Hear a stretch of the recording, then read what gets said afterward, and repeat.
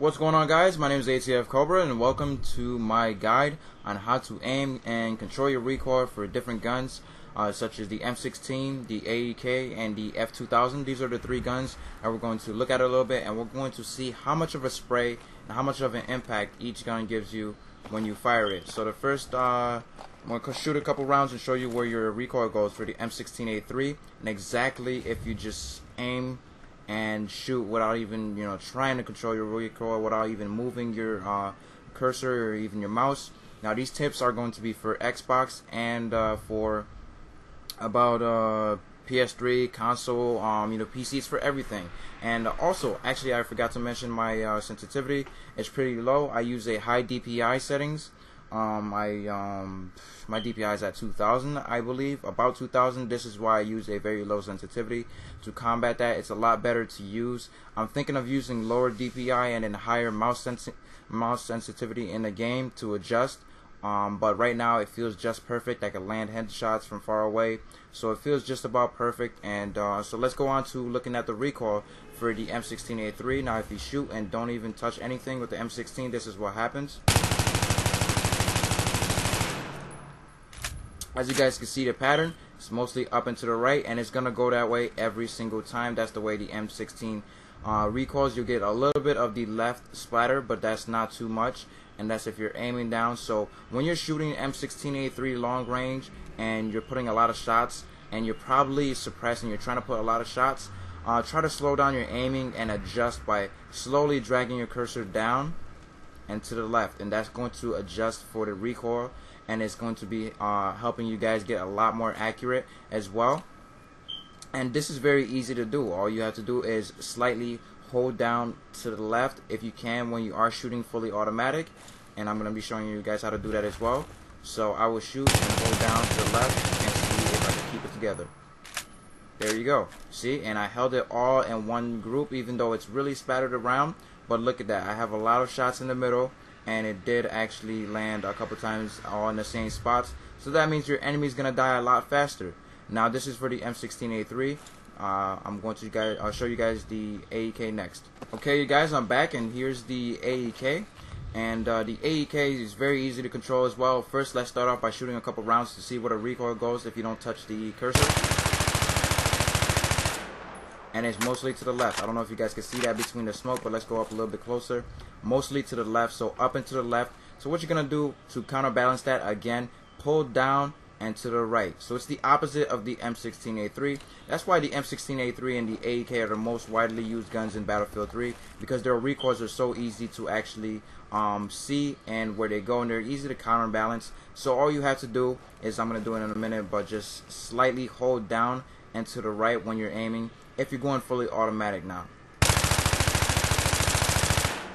Okay, so as you guys can see, the pattern groups a little bit more than the spreaded area if I was just not doing anything, just completely aiming, and it groups a little bit more in, and it actually does help you in your long range gunfights. Look at that, look how far it is, and I'm about what, probably 15 to 20 meters away from whatever this is, the drapes, or not drapes, but they're yeah, I really don't know what those are, but yeah, anyways, counterbalance AEK down and to the right, down and to the right, because your recoil is going to be up and to the left.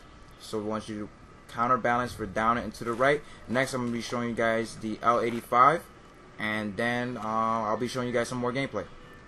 Okay guys, I'm back, and here I'm going to be showing you the L85. Look at these iron sights. I love these iron sights. They're probably my favorite, and this is all I use for the L85. But anyways, let's take a look at the recoil if we just shoot without holding down. And as you guys can see while I'm firing too, if you look in between the iron sights, you'll see that already the recoil goes up and to the left. That is super easy to control, and it's probably the best recoil for these guns, for combined to the AEK and the M16, because all it's doing is bouncing from left to right, and it stays tight together. So there's really not much adjustment you want to do other than holding down and right, and all that's gonna do is any side to side recoil will probably be negated if you hold it down, because when you're holding it down, it's gonna stop the gun from bouncing so much a little bit. Your bullets are still going to impact in random positions. Like here, it's mostly side to side. So just holding downwards, just straight down, will definitely help you guys control your recoil, as you guys will see. Holding down, and look at that, a nice smooth group.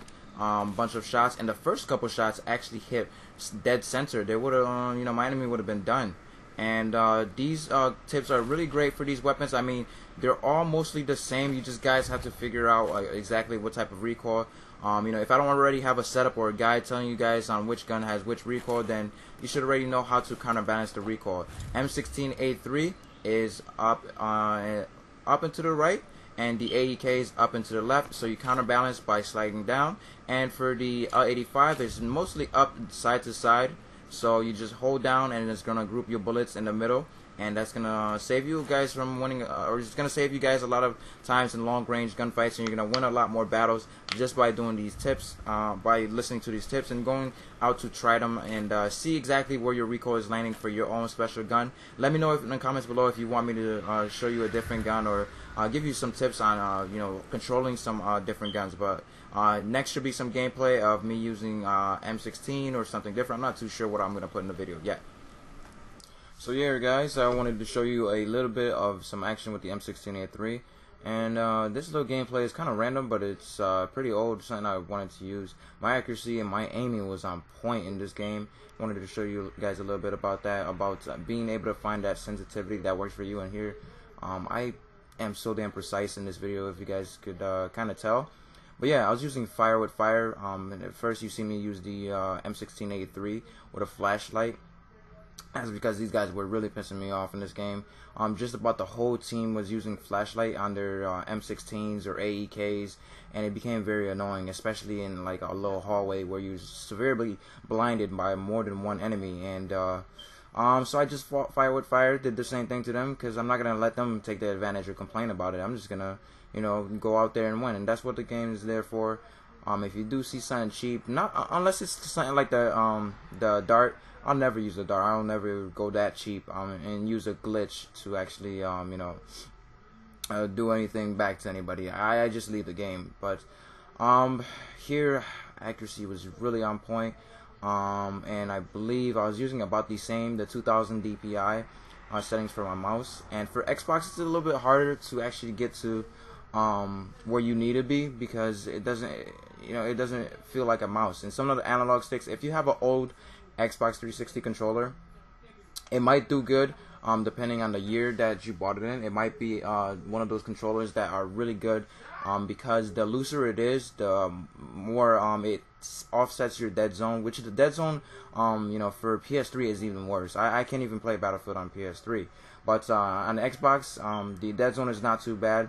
So that's why a lot of people are do a little bit better on the Xbox. Not to say PS3 is worse, just I find myself, me personally, I do better on Xbox because the dead zone is a lot clearer, and the analog stick is kind of flat and easier to manage. But that's my personal preference. Not saying which is better, which is worse.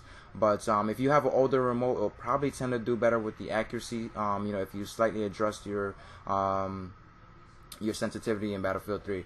Hopefully you guys enjoyed this video. It's been your boy ATFxCOBRA. Peace.